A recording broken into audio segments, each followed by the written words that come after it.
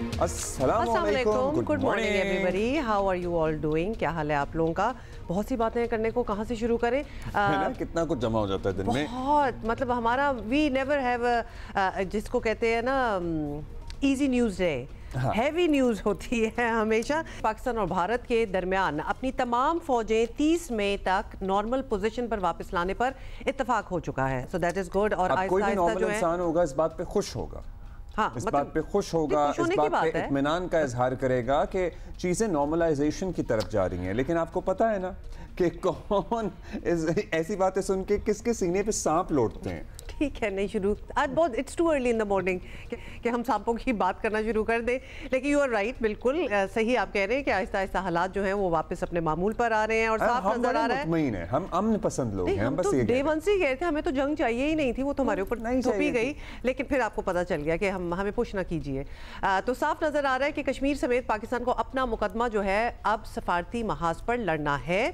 اور آپ کو یہ بھی بتا دیں کہ ادھر بھارت جو ہے وہ شکست کی شرمندگی چھپانے کے لیے پاکستان کے خلاف سفارتی محاذ جو ہے اس پر سرگرمیاں تیز کر رہا ہے, اور وہ اپنا بہت بڑا وفد جو ہے وہ دنیا بھر میں بھیج رہا ہے تاکہ پاکستان کے خلاف دنیا کو گمراہ کرنے کی کوشش کرے, اور کریں گے, اور بھرپور کریں گے. آپ کو پتہ ہے فیک نیوز پھیلانے میں ماسٹر ہیں وہ, مطلب جس طرح کا انہوں نے مظاہرہ کیا ہے, عملی مظاہرہ کیا ہے مس انفارمیشن دنیا نے دیکھا کریٹ کرنے میں, یہ تو کوئی ہمارے کہنے والی بات ہی نہیں ہے, کوئی ان کا ثانی نہیں ہے, لیکن ہم سچ سے ان کو کاؤنٹر کر سکتے ہیں, کیونکہ الٹیمیٹلی ہم نے یہ دیکھ لیا کہ یہ اتنا ریسنٹ تجربہ ہے کہ آپ جتنا مرضی جھوٹ بول لیں, جو سچ ہوتا ہے نا, ٹروتھ آلویز پریویلز, وہ کرتا ہے. اور کل پاکستان میں ایک بڑی پیش رفت ہوئی ہے. حکومت پاکستان نے بھارت کو بدترین شکست دینے پر chief of the army staff general Syed Asim Munir کو فیلڈ مارشل کے عہدے پر ترقی دے دی ہے. سو ان کو مبارک ہو, ان کے اہل خانہ کو, ظاہر ہے افواج پاکستان کو. اور یہ اس بات پر مہر ہے کہ پاکستان میدان جنگ کا فاتح رہا ہے. اور صرف یہی نہیں ہے, سفارتی محاذ پر بھی پاکستان کا بھارت کے مقابلے میں پلڑا بھاری رہا ہے.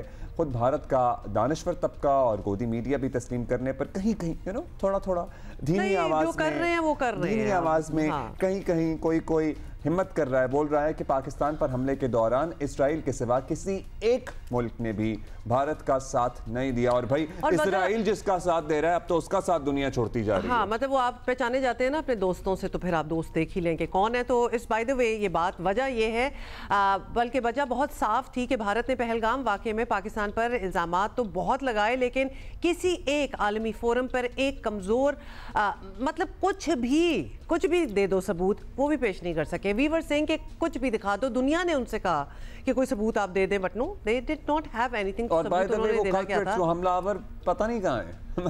مطلب آپ کے ہاں اتنی بڑی کاروائی ہوگی, بھاگو اس کے پیچھے پکڑو اس سے پہلے کہ وہ دوبارہ کچھ کرے. نہیں, ہم ادھر بھاگ پڑے, بھاگو ان کے پیچھے بھاگو, وہاں پہ ڈھونڈو. D G I S P R lieutenant general Ahmed Sharif Chaudhry نے چینی میڈیا سے بھی انٹرویو میں کہا کہ جنگ کی کامیابی میں سفارتکاری کے کردار بڑا اہم ہوتا ہے, اور اس کو سراہنا چاہیے. سفارتی محاذ پر کے باوجود بھارت ایک بار پھر سفارتی محاذ پر پاکستان کے خلاف منفی پروپیگنڈے کی تیاریاں کر رہا ہے. وہ اپنا سفارتی وفد مختلف ملکوں میں بھیج رہا ہے. پاکستان بھی بلاول بھٹو زرداری کی سربراہی میں حکومتی وفد مختلف ملکوں میں بھیجنے کا اعلان آلریڈی کر چکا ہے. اچھا جی, اس پہ ہم نے بات بھی کرنی ہے, بیکاز ہم سمجھنا چاہتے ہیں, اینڈ وی آر ہوپنگ کہ دنیا کو بڑی اچھی طرح پتہ چل گیا کہ ایکچولی ادھر ہوا کیا تھا. کافی سٹڈیز ہو چکی ہیں, اب تو ریسرچز ہو رہی ہیں. جنرل محمد سعید ریٹائرڈ سابق چیف آف آرمی سٹاف ہمارے ساتھ ہیں, جنرل سٹاف, سابق چیف آف جنرل سٹاف جی ہمارے ساتھ ہیں. جنرل صاحب کیا حال ہے آپ کا؟ جنرل صاحب سب سے پہلے تو یہ ہم آپ سے پوچھنا چاہتے ہیں, کیا دنیا کو یہ واضح ہو گیا ہے, کیونکہ ہمیں تو بڑی اچھی طرح پتا ہے کہ واٹ ایکچولی ٹک پلیس اور کس کا پلڑا بھاری رہا, and if you want to put it in terms of winning and losing تو ہمیں پتا ہے وی ون. دنیا کو اب یہ بات سمجھ آ گئی ہے؟ بسم اللہ الرحمن الرحیم. السلام علیکم, بہت شکریہ جیو نیوز کا, آپ کے ویورز کو بھی السلام علیکم. دنیا کو تو یہ پتہ چل گیا ہے, اور جتنے لکھنے والے ہیں دنیا میں وہ لکھ بھی رہے ہیں اس پہ, جو میڈیا ہاؤسز ہیں وہ بھی بات کر رہے ہیں, بہت سارے لیڈرز نے, اینالسٹ نے دنیا میں یہ پوزیشن لے لی ہے کہ کون اس جنگ میں کس کا پلڑا بھاری تھا. لیکن آگے چل کے بھی اس میں اور کلیئرٹی آتی جائے گی. لیکن ایک بڑی اہم بات جو آپ ڈسکس کر رہے تھے کہ انڈیا نے بہت سارے لوگ بھیجے ہیں اپنے سفارتکاری کے لیے, لوگ چن کے دنیا میں اپنا ویو پوائنٹ دینے کے لیے, اور پاکستان نے بھی بھیجے.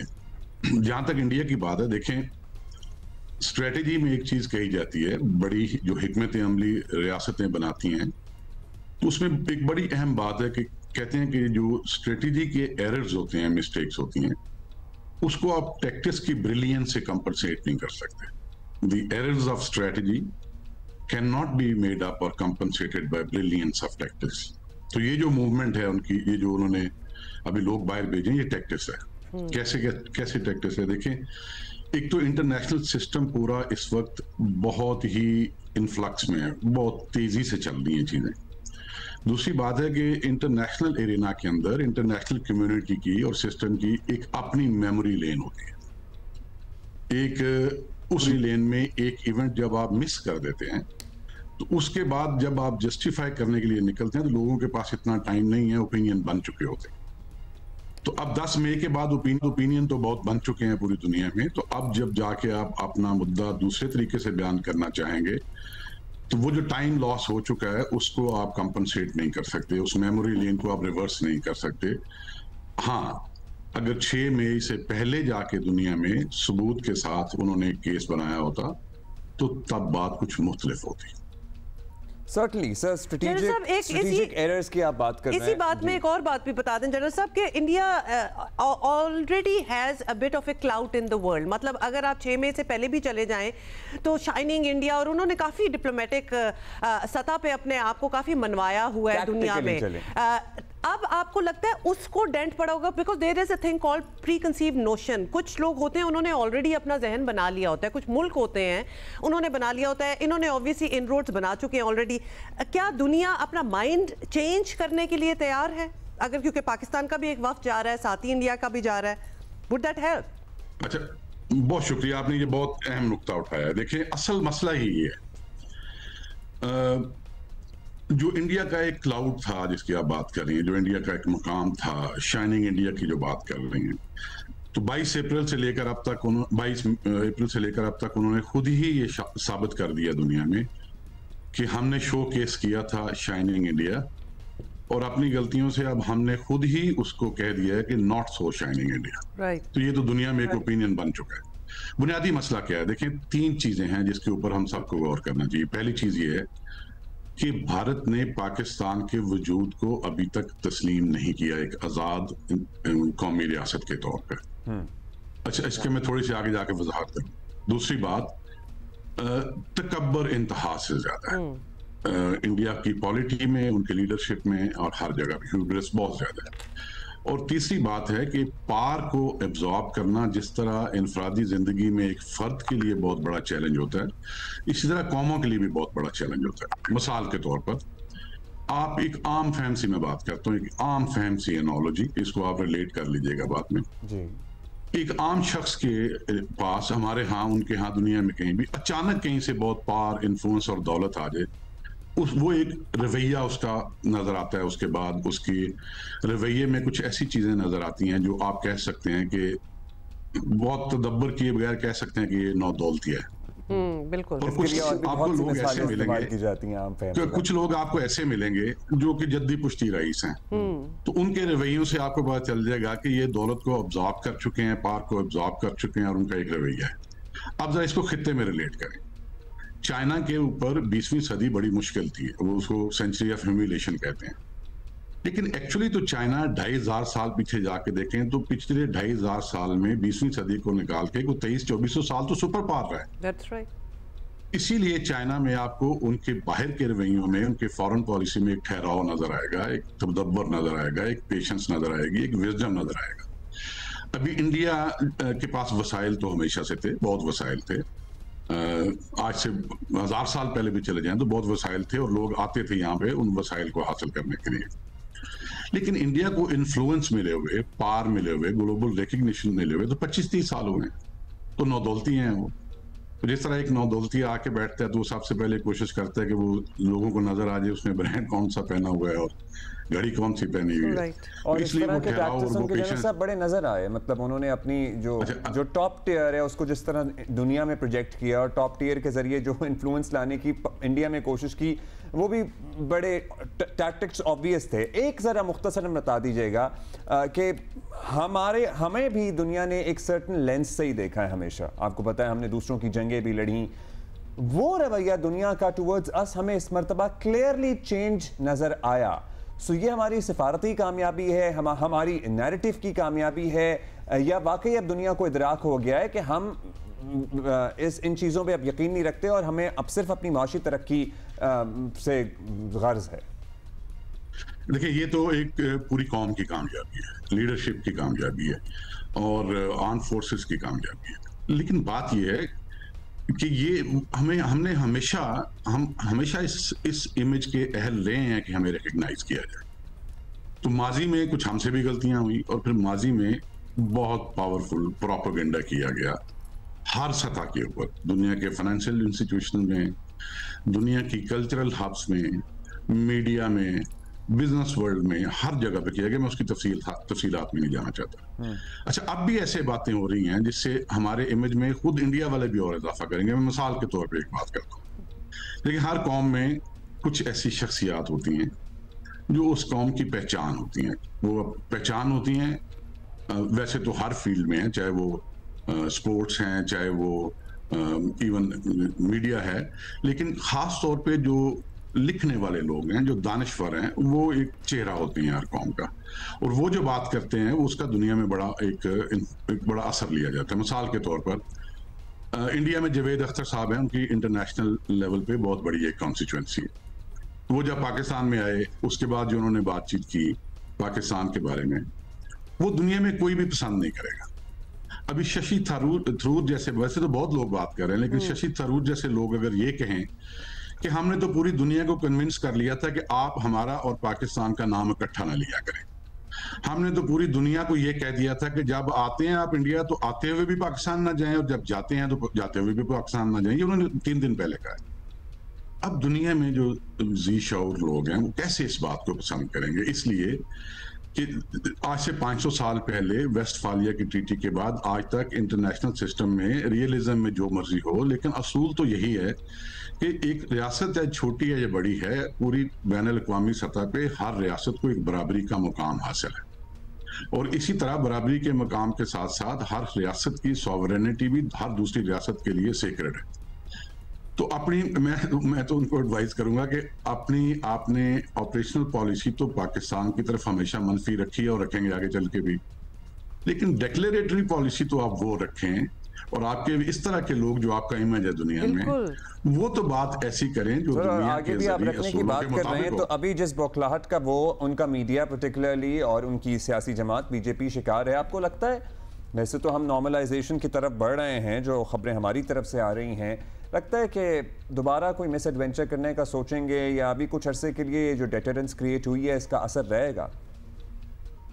میرے خیال میں دیکھیں ملیٹریلی اور ڈپلومیٹیکلی بھی پولیٹیکلی بھی بہت بڑا ایڈونچر کرنے کی پوزیشن میں انڈیا نہیں ہے, اور کوئی اس کا چانس نہیں ہے, مقام مجھے لگتا نہیں ہے نیئر فیوچر میں.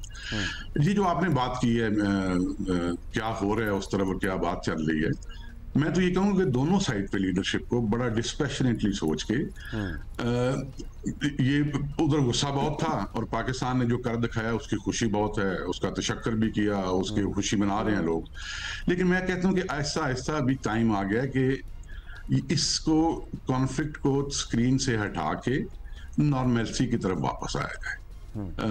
جو نارمل روٹین تھی 6 مئی سے پہلے یا 12 اپریل سے پہلے, دونوں معاشروں کو اس طرف آہستہ آہستہ واپس آنا چاہیے.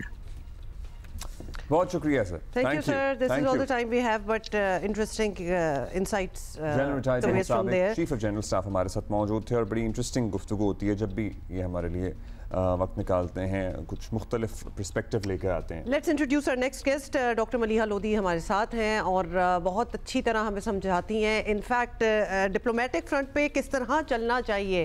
ڈاکٹر صاحبہ آپ سے بہتر کوئی نہیں جانتا. ڈاکٹر صاحبہ پاکستان اور انڈیا کے درمیان سرحدوں پر فوجی تعداد اور تناؤ جو ہے وہ کم کرنے کی کوششیں obviously نظر آ رہی ہیں, لیکن دوسری طرف سفارتی محاذ جو ہے وہ بالکل گرم ہو رہا ہے. لگتا ہے کہ that is going to be the next battle front. India اور پاکستان اپنے اپنے وفود جو ہے وہ دنیا میں بھیج رہے ہیں, تو آپ کی نظر میں دنیا کو پوزیشن سمجھانا بتانا انڈیا کے لیے زیادہ ٹف چیلنج ہوگا یا پاکستان کے لیے؟ خاص طور پہ انڈیا obviously ایک نئے لینس سے دیکھا جائے گا, اور پاکستان کی اتنی نیو فاؤنڈ نیو سکسیس ہے اور اتنی ڈیسائسو سکسیس ہے کہ وہ دنیا کو نظر آئی ہے. سفارتی محاذ ضرور گرم ہو رہا ہے. بھارت نے پہلے اناؤنس کیا کہ وہ ایک ڈیلیگیشن بھیج رہے ہیں جو مختلف ممالک میں جائے گی, بلکہ بہت سارا یعنی کہ ایک لمبی لسٹ ہے جہاں وہ اپنے ڈیلیگیشن بھیجنا چاہ رہے ہیں, اور اس میں ایک کانگریس لیڈر کو انہوں نے اس کا وہ بنایا ہے جو لیڈ کرے گا. اس کے بعد پھر پاکستان نے اناؤنس کیا کہ پاکستان بھی ایک ڈیلیگیشن بھیجے گا farmer officials and some politicians. تو ظاہر ہے اس کا مقصد تو یہی ہے کہ دونوں ملک چاہتے ہیں کہ جو دنیا کے اہم ملک ہیں ان میں ان کی جو پوزیشن ہے اور ان کی جو بیانیہ ہے اس کو زیادہ تقویت ملے اور وہاں سمجھایا جائے. خاص طور پہ جو پاکستان کی کوشش تو ظاہر یہ ہوگی کہ جس طرح سے انڈیا نے اگریشن کی پاکستان کے خلاف, جارحانہ رویہ اختیار کیا اور اتنا خطرناک صورتحال پیدا کر دی, تو ظاہر ہے پاکستان چاہے گا کہ دنیا کو آگاہ کرے, اور یہ ضروری بھی ہے اس لیے کہ دیکھیں ابھی بھی خدشہ ہے.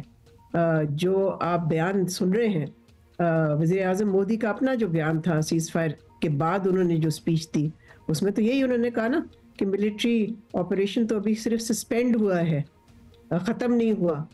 تو ہو سکتا ہے اس میں صرف الفاظی کارروائی ہو, لیکن ظاہر ہے اس کو پاکستان تو سیریسلی لے گا نا, اور لے رہا ہے.